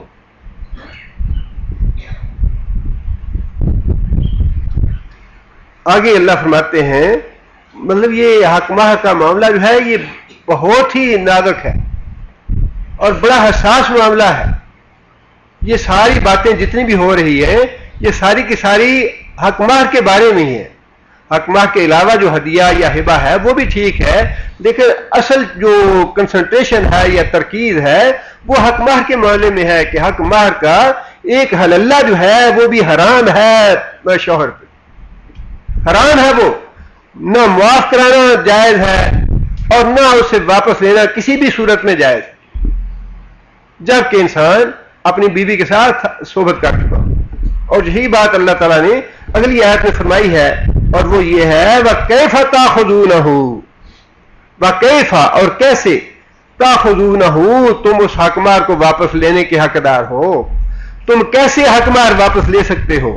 وَقَدْ أَفْضَىٰ بَعْضُكُمْ إِلَىٰ بَعْضٍ، وَقَدْ أَفْضَىٰ اور البتہ تحقیق تم فائدہ اٹھا چکے ہو، بَعْضُكُمْ إِلَىٰ بَعْضٍ ایک دوسرے سے میاں بیوی ایک دوسرے سے فائدہ اٹھا چکے، ایک دوسرے کے ساتھ لذت اٹھا چکے، ایک دوسرے کے ساتھ صحبت کر چکے.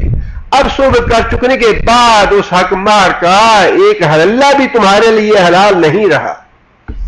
اور یہ حدیث میں واضح طور پہ یہ الفاظ بھی آئے ہیں کہ حق مہر کے عوض ان کی شرمگاہیں تم کے لیے حلال ہوئی ہیں. اتنی اہم ہے یہ چیز حق مہر. نہ تو انسان اس نیت سے بہت زیادہ حق مہر باندھے، اچھا جی کس نے دینا ہے اور کس نے لینا ہے، اپنی بیوی ہے نا،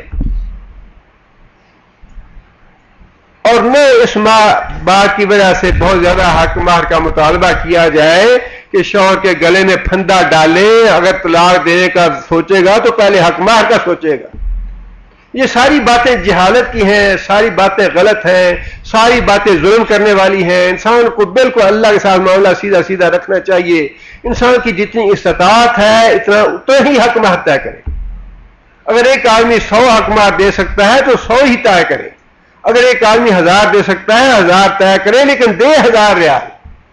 ایک آدمی 10,000 دے سکتا ہے 10 ہی طے کرے، نہ وہ 1,00,000 کرے، لیکن جتنا طے کرتا ہے معاف نہ کرائے، نہ اس کی نیت رکھے، نہ دل میں کھوٹ رکھے کوئی. بلکہ جیسے ہی انسان ملاقات ہو، بلکہ اس سے بھی پہلے یہ ہے کہ جب انسان نکاح ہو، نکاح پڑھایا جا رہا ہو تو وہیں پہ ادا کر دیا جائے، اچھا یہ ہے بچی کا حق مہر، یہ بچی کو پہنچا دیں. اس کو مؤخر کرنا اور اس کے بارے میں دل میں کھوٹ رکھنی، بدنیتی کرنی اور اس کو معاف کروانا، یہ ساری ظلم کی صورتیں ہیں. ایک حلالہ بھی جائز نہیں ہے مرد کے لیے اس میں سے رکھنا. فرمایا کہ جب تم ایک دوسرے سے فائدہ اٹھا چکے ہو تو پھر تمہیں کیسے یہ حق پہنچتا ہے کہ تم اس کا حق مہر دبا لو، تم اس کا حق مہر ادا نہ کرو. وَأَخَذْنَا مِنْكُمْ مِيثَاقًا غَلِيظًا، وَأَخَذْنَا، اور وہ تمہاری بیویاں جو ہیں، اخذنا وہ لے چکی تم سے، میثاقاً غلیظا پکا عہد لے چکی ہیں.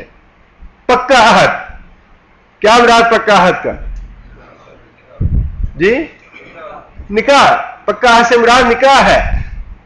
100 آدمی بیٹھا ہوا ہے، 100 آدمیوں کے درمیان بیٹھ کے تم نے یہ وعدہ کیا کہ میں نے اتنا حق مہر ادا کرنا ہے. اب اتنا پکا وعدہ جس کے 100 آدمی گواہ ہیں، اس وعدے کو تم جھٹلاؤ گے، اس وعدے سے پھر جاؤ گے، اس وعدے کو پورا نہیں کرو گے. اتنا پکا وعدہ کہ اپنی پوری برات بیٹھی ہوئی ہے، خواہ وہ 10 آدمی ہیں یا 100 آدمی ہیں یا 400 آدمی ہیں، اتنا پکا عہد کرنے کے بعد تم اس کو واپس لے لو گے، جس میں کچھ بھی انسانیت ہے، کچھ بھی شرافت ہے. وہ اس بات کا سوچ بھی نہیں سکتا کہ جو عورت کا حق مہر طے کیا گیا ہے یا جو اس کا دینا ہے وہ تو سب سے پہلے قرض ادا کرنے والا ہے، اس کو فوراً ادا کرنا چاہیے. مسلسل اللہ تعالیٰ نے 3-4 آیتیں جو ہیں وہ اس بارے میں ارشاد فرمائی ہیں کہ کسی بھی شوہر کو اس بات کا حق نہیں پہنچتا کہ وہ عورت سے حق مہر معاف کروائے یا حق مہر ادا نہ کرے یا اس کے بارے میں دل میں کوئی بدنیتی رکھے یا کھوٹ رکھے. آگے پھر ایک اور جاہلیت کی رسم کا اللہ تعالیٰ نے اس کو توڑ کیا ہے اور اس کو باطل کیا ہے. وہ یہ تھی کہ جیسا اس سے پہلے ہم پڑھ چکے کہ عورت کو اس خاندان کی وراثت سمجھا جاتا تھا. باپ کا بیٹا جو تھا وہ اپنی سوتیلی ماں سے جب باپ فوت ہو جائے نکاح کرتا تھا. جب باپ فوت ہو جائے تو بیٹا اپنی سوتیلی ماں سے نکاح کر لیتا تھا. اب یہ بھی ایک صریحاً سخت اللہ کے غصے والی اور بدکاری والی بات تھی. لہذا اس جو جاہلانہ رسم تھی اس کو بھی اللہ تعالیٰ نے ختم فرمایا. فرمایا کہ وَلَا تَنكِحُوا، اور نہ نکاح کرو، مَا نَكَحَ آبَاؤُكُمْ، مَا نَكَحَ جن سے نکاح کیا، آباؤکم تمہارے آبا نے. آبا میں حقیقی باپ بھی آ جاتا ہے، دادا بھی آ جاتا ہے، پردادا بھی آ جاتا ہے، نانا بھی آ جاتا ہے. ان سارے لوگوں کی منکوحہ عورتیں حرام ہیں بیٹے پہ، اسی طرح پوتے پہ بھی. فرمایا کہ من النساء تمہارے باپ جن عورتوں سے نکاح کریں ان سے تم نکاح نہ کرو، الا ما قد سلف، الا ما قد سلف، مگر جو جہالت میں ہو چکا سو ہو چکا، جو معاملہ گزر چکا وہ معاملہ ختم۔ کیا مطلب اس کا؟ جو اس حکم نازل ہونے سے پہلے معاملات ہو گئے وہ ہو گئے۔ اس کا مطلب یہ ہے دینی اعتبار سے یہ ہے کہ ان لوگوں کو گناہ نہیں ہے، ان کو اللہ نے معاف کر دیا، کیونکہ یہ شریعت کا حکم اب نازل ہو رہا ہے۔ اس حکم کے نازل ہونے سے پہلے جن لوگوں نے اپنی سوتیلی ماؤں سے نکاح کیے اللہ نے ان کے گناہ معاف کر دیے۔ اور دوسرا مطلب اس کا یہ ہے دنیاوی اعتبار سے ایسا جو رشتہ تھا اس کے نتیجے میں جو اولاد پیدا ہوئی اس کے حقوق متاثر نہیں ہوں گے۔ دیکھیے نا، یہ بڑی حکمت کے ساتھ قرآن اللہ تعالیٰ نے شریعت نازل فرمائی ہے، بالکل ایسے معاملات کو چور چپاٹ اور رل ٹپ نہیں کیا۔ حالانکہ جب ایک غلط کام تھا تو ہونا تو یہ چاہیے کہ یہ تو کام غلط ہے، جو اولاد پہلے ہوئی یہ ولد الزنا ہے، اس کے اب حقوق یا وراثت وغیرہ ختم ہو جائیں گے، کچھ نہیں ہونا چاہیے۔ اللہ نے فرمایا کہ نہیں، جو ہو چکا سو ہو چکا، لا علمی میں تم نے کیا، نہ تو ان کا تمہیں گناہ ہوگا قیامت کے دن، اور نہ ہی جو پہلے نکاح تم نے کیے اور اس نکاح سے جو اولادیں ہوئیں وہ تمہاری جائز اولادیں ہیں، ان کی وراثت بحال ہے، ان کے حقوق بحال ہیں۔ کتنی حکمت کے ساتھ شریعت نے حکم نافذ کیے ہیں، بڑی حکمت کے ساتھ شریعت نے احکام کو نافذ کیا ہے۔ فرمایا کہ جو پہلے ہو چکا دینی اعتبار سے بھی دنیاوی اعتبار سے بھی اب اس سے مواخذہ نہیں ہے۔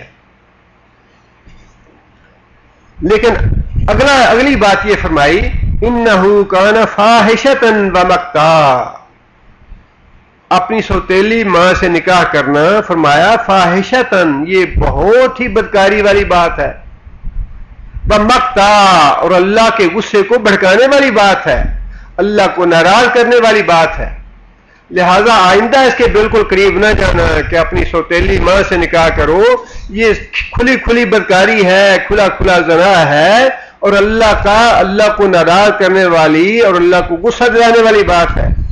اساء سبیلا، اور بہت ہی برا راستہ ہے۔ مکمل طور پہ اللہ تعالیٰ نے اس جاہلانہ رسم کو بھی ختم کر دیا کہ آئندہ ایسا نہیں کرنا۔ اگلی آیت میں پھر اللہ تعالیٰ نے جو حرام رشتے ہیں ان کی وضاحت فرمائی ہے۔ پہلے تو سوتیلی ماں جو چونکہ رشتے کے اعتبار سے اس کی نوعیت بڑی اہم تھی، اس لیے اللہ تعالیٰ نے اس کا ذکر الگ آیت میں فرما دیا کہ تمہاری سوتیلی ماں جو ہے اس کا معاملہ بڑا نازک ہے، وہ تمہاری عام ماں کی طرح ہے، اس کا ادب اور احترام ماں کی طرح ہی کرنا چاہیے، اور اس کے حقوق بھی تمہاری ماں کی طرح کے ہیں، لہذا اس کا ذکر اللہ تعالیٰ نے الگ سے فرما دیا۔ اب اگلی آیتوں میں جو باقی حرام رشتے ہیں ان کا اللہ تعالیٰ نے اکٹھا ذکر فرمایا ہے، فلاں رشتہ حرام، فلاں حرام، فلاں حرام۔ انشاءاللہ اس کا ذکر اگلے درس میں کیا جائے گا۔ سبحان ربک رب العزت عما یصفون، سلام علی المرسلین والحمد للہ رب العالمین۔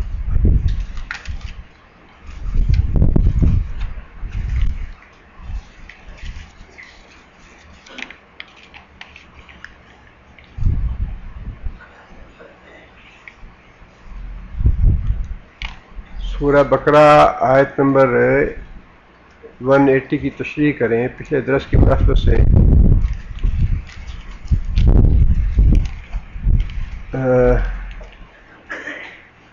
ایک بھائی نے لکھا ہے کہ ان کے بیٹے کو جھوٹ بولنے کی عادت ہے، دعا فرمائیں کہ اللہ تعالیٰ اس کو اس بری عادت سے نجات دے۔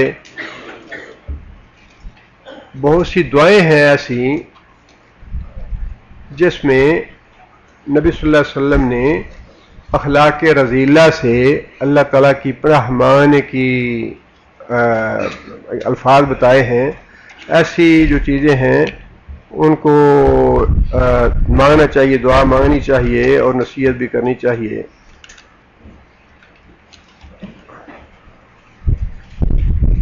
ایک بھائی ہیں، انہوں نے لکھا ہے کہ ان کے لیے روزگار کے مسائل ہیں، اللہ تعالیٰ ان کی پریشانی دور فرمائے، اور والدہ کی صحت کے لیے دعا کی درخواست کی ہے، اللہ تعالیٰ شفا کاملہ عطا فرمائے، اور اسی طرح روزگار کے بارے میں کچھ لکھا ہے، اللہ تعالیٰ ان کے روزگار میں برکت عطا فرمائے۔ کیا مرد مسلمان اپنی فوت شدہ بیوی کا چہرہ دیکھ سکتا ہے؟ سنا ہے کہ مردہ بیوی کا چہرہ دیکھنا اپنے شوہر کے لیے حرام ہے، گناہ ہے۔ یہ مسائل ایسے ہیں جن کے لیے کتاب و سنت سے دلیل ہونی چاہیے۔ گناہ ثابت کرنا یا ثواب ثابت کرنا یہ کسی عام آدمی کے اختیار کی بات نہیں ہے، بلکہ یہ تو اللہ کے رسول کی اتھارٹی بھی نہیں ہے۔ جو اللہ فرماتے ہیں، اللہ کے رسول وہی بات ہمیں بتاتے ہیں۔ گناہ اور ثواب کی بات بتانا یہ اللہ کی اتھارٹی ہے، اللہ بتاتے ہیں۔ اس لیے قرآن حدیث میں میرے علم کی حد تک، ناقص علم کی حد تک یہ کہیں نہیں لکھا، بلکہ رسول اللہ صلی اللہ علیہ وسلم نے حضرت عائشہ رضی اللہ تعالیٰ عنہ کو یہ بات ارشاد فرمائی کہ عائشہ، اگر تم میری زندگی میں فوت ہو گئی میں تمہیں غسل دوں گا، اگر تم میری زندگی میں فوت ہو گئی تو میں تمہیں غسل دوں گا۔ اب غسل دینے میں انسان چہرہ دیکھتا ہے یا نہیں دیکھتا؟ میں تمہارا نماز جنازہ پڑھاؤں گا، میں تمہیں دفن کروں گا قبر میں۔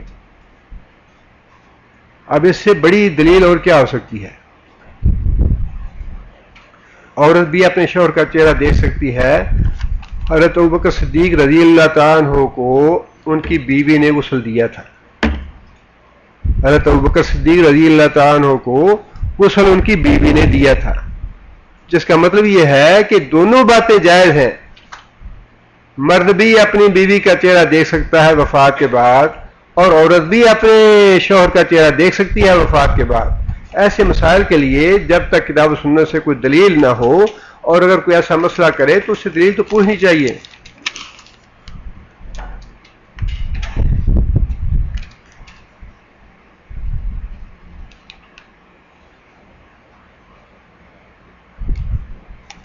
یہ 12 ربیع الاول کے بارے میں شاید تاریخ ولادت کے بارے میں پوچھا ہے، سوال واضح نہیں ہے۔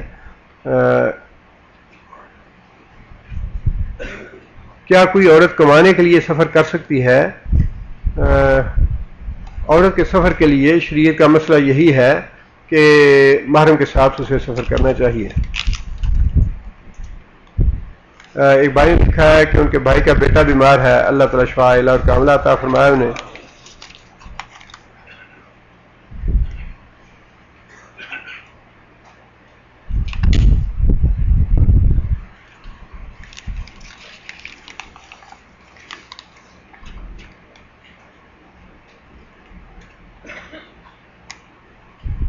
کیا نماز میں سینہ پر یا زیر ناف ہاتھ باندھنے کی کوئی حدیث ہے؟ کہاں ہاتھ باندھنا صحیح ہے؟ ہاتھ باندھنے کی صحیح حدیث جو ہے وہ تو سینے پہ ہاتھ باندھنے کی ہے، حضرت وائل بن حجر رضی اللہ تعالیٰ عنہ کی بڑی معروف حدیث ہے اس بارے میں، چونکہ یہ اختلافی مسائل ہیں اور ان پہ اکثر لوگ بحث وغیرہ کرتے رہتے ہیں۔ زیر ناف ہاتھ باندھنے کی شاید حدیث ضعیف ہے یا موضوع ہے، واللہ عالم بالصواب، لیکن سینے پہ ہاتھ باندھنے والی حدیث جو ہے وہ انشاءاللہ صحیح ہے۔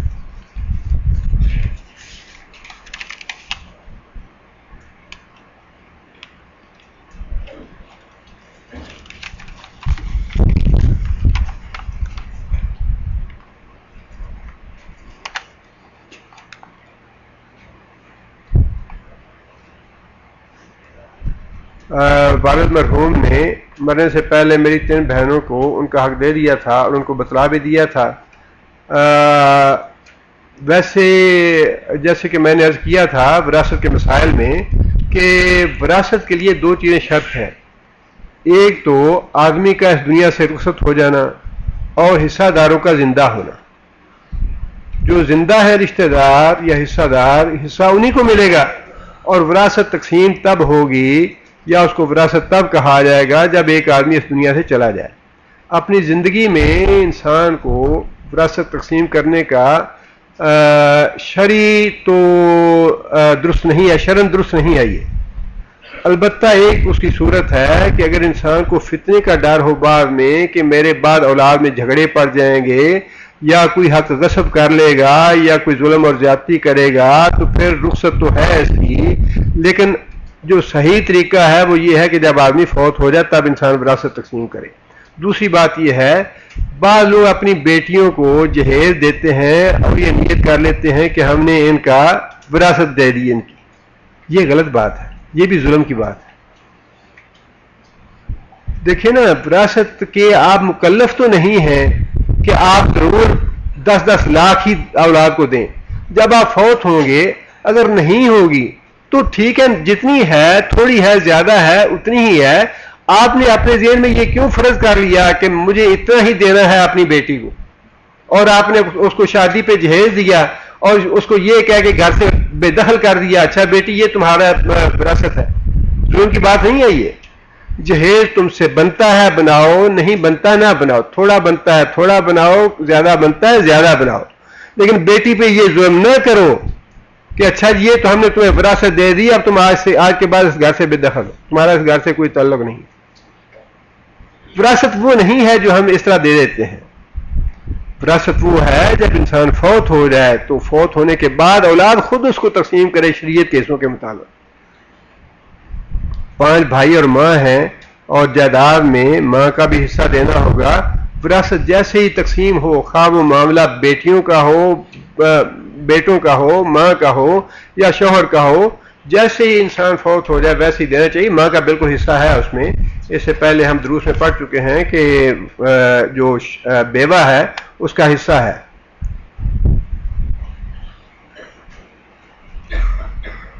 بارات لے جانا جائز ہے یا نہیں؟ یہ بیٹی کو لانے کے لیے اگر بہت زیادہ اکٹھ کرنا اور لوگوں کو جمع کرنا یہ تو واقعی رسم والی بات ہے، لیکن بیٹی کو لانے کے لیے اگر 10 15 20 آدمی لے جائے انسان تو ان کی میزبانی یا مہمانی کرنا گھر والوں پہ بھی مشکل نہیں ہے اور اس میں انشاءاللہ کوئی حرج کی بات بھی نہیں ہے۔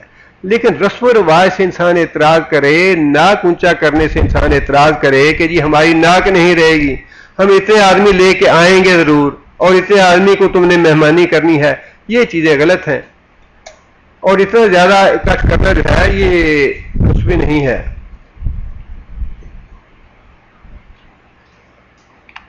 ایک بھائی نے لکھا ہے کہ ان کی والدہ بھی اور ان کی اہلیہ اور وہ خود بھی بیمار ہیں اور صحت کی دعا کی درخواست کی ہے، اللہ تعالیٰ ان کو شفاء عاجلہ اور کاملہ عطا فرمائے، اور قرض کے لیے لکھا ہے اللہ تعالیٰ ان کی پریشانی بھی دور فرمائے اور قرض بھی ادا فرمائے۔ ایک بھائی ہیں ہمارے درس کے ساتھی ہیں، ان کی والدہ کا انتقال ہو گیا ہے، اللہ تعالیٰ ان کی مغفرت فرمائے اور اللہ تعالیٰ ان کو جنت الفردوس میں جگہ عطا فرمائے۔ کیا جنت میں سورج چاند ستارے ہوں گے؟ انشاءاللہ جب جائیں گے تو دیکھ لیں گے، اللہ تعالیٰ دکھائے ہمیں ہم سب کو۔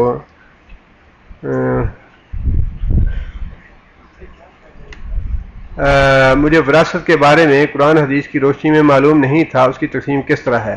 میں نے اپنی آدھی پراپرٹی بیگم کے نام لکھ دی ہے، اب مجھے کیا کرنا چاہیے؟ دیکھیے، غلط کام جو ہے، غلط انسان نظر مان لے، غلط قسم کھا لے، غلط وصیت کر دے، وہ تو انسان کو بدلنی واجب ہے اور اس پہ انشاءاللہ گناہ نہیں، اس کا ثواب ہے۔ اس لیے جو غلط تقسیم ہو گئی یا جو غلط فیصلہ آپ نے کیا اس کو آپ فوراً بدل دیں، اور وراثت کے بارے میں تو اتنی وصیت کر دینا ہی کافی ہے کہ میری وراثت جو ہے اس کو شریعت کے احکام کے مطابق تقسیم کیا جائے۔ اللہ خیر صلی اللہ۔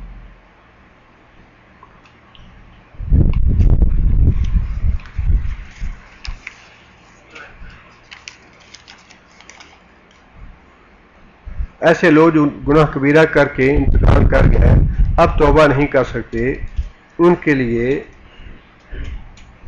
کیا سزا یا معافی ہے؟ ان کا معاملہ اللہ کے پاس ہے، لیکن ان کی اولاد جو ہے ان پہ واجب ہے کہ وہ اپنی اولاد کے لیے اللہ تعالیٰ سے مغفرت کی دعا کریں۔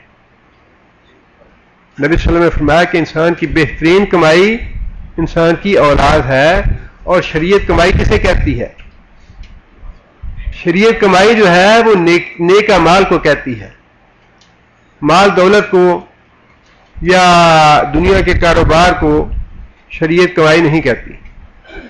فرمایا کہ بہترین کمائی انسان کی اس کی اولاد ہے، لہٰذا اگر کوئی ایسا آدمی ہے جس سے نادانستہ طور پہ کوئی کبیرہ گناہ ہوا ہے تو اللہ تعالیٰ سے استغفار کرنی چاہیے اولاد کو مستقل طور پہ، اور اس کے لیے کوئی نہ کوئی اگر اللہ توفیق دے تو صدقہ جاریہ وغیرہ کریں، اللہ تعالیٰ معاف کرنے والے ہیں۔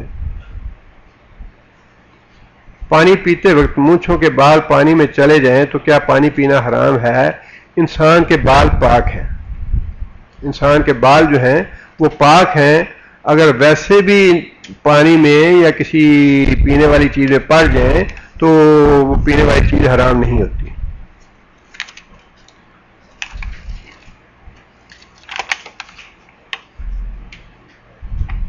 یہ بھی وراثت کا مسئلہ ایک بھائی نے لکھا ہے، اور یہ بھائی خود مل کے وراثت کے مسئلے پوچھ سکتے ہیں۔ اسی طرح میری شادی کا یہ ایک بھائی ہیں، انہوں نے لکھا ہے کہ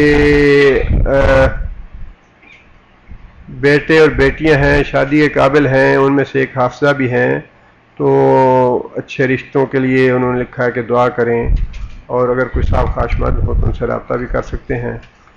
سبحان ربک رب العزۃ عما یصفون، بسم اللہ الرحمن الرحیم، الحمد للہ رب العالمین، الرحمن الرحیم، مالک یوم الدین، ایاک نعبد و ایاک نستعین، اہدنا الصراط المستقیم، صراط الذین انعمت علیہم غیر المغضوب علیہم ولا الضالین۔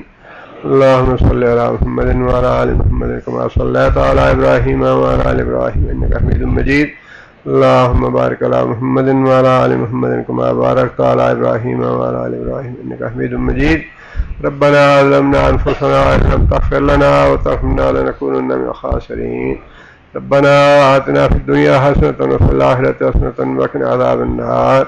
اذهب الباس رب الناس واشف انت الشافي لا شفاء الا شفاءك شفاء لا يغادر سقما۔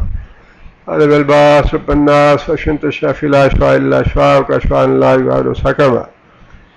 اللهم اغفر لها وارحمها، اللهم اغفر لها وارحمها وعافها واعف عنها واكرم نزلها ووسع مدخلها، اللهم ادخلها الجنة واعذها من عذاب القبر ومن عذاب النار، اللهم ادخلها الجنة واعذها من عذاب القبر ومن عذاب النار۔ ربنا هب لنا من ازواجنا وذرياتنا قرة اعين واجعلنا للمتقين اماما۔ ربنا اصرف عنا عذاب جهنم ان عذابها كان غراما انها ساءت مستقرا ومقاما۔ اللهم اعز الاسلام والمسلمين، اللهم اعز الاسلام والمسلمين، اللهم اذل الشرك والمشركين، اللهم دمر اعداء الدين، اللهم نور قلوبنا بنور الإيمان، اللهم ثبتنا على الإسلام، اللهم اغفر لجميع المؤمنين والمؤمنات الأحياء منهم والأموات۔